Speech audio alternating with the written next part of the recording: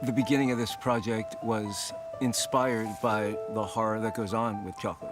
So much cocoa grown in the Ivory Coast is dependent on child slave labor.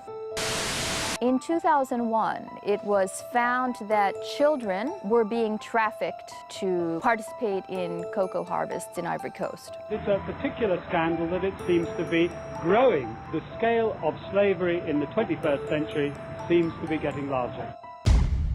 I'm glad to be doing something exactly the opposite.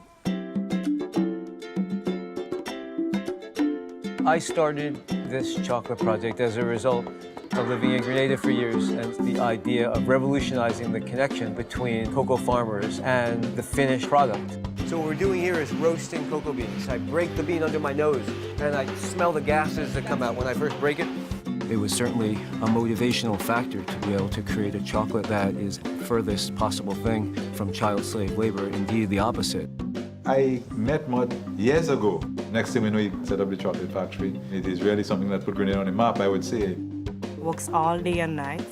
Not smooth. Always busy. I've been growing cocoa about 30 years now. Well, for the last 2 years, things are rough. We are not working. Things in the land are slow. You know, people are frustrated. We've got cocoa at risk. We're spending $10,000 to $15,000 per week on cocoa, but our sales aren't keeping up. The kinds of emotions that people express in their relationship with chocolate are much more complex than just kind of feeling good. It's almost a drug, you know, it's a legal drug, but it's good for you. Hey, DJ, press rewind and come again. When we started, there were very few artisanal chocolate companies doing what they call now bean to bar.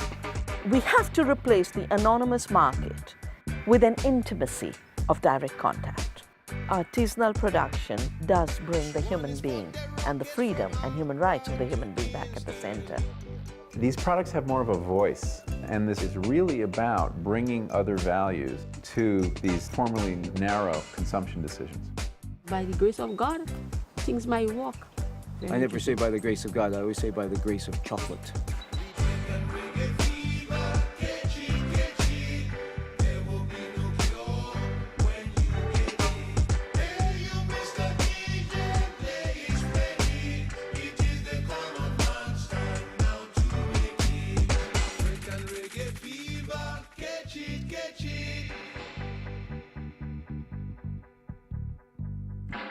And my dad also told us there was going to be an Oompa Loompa here. Well, we're all sort of Oompa Loompas.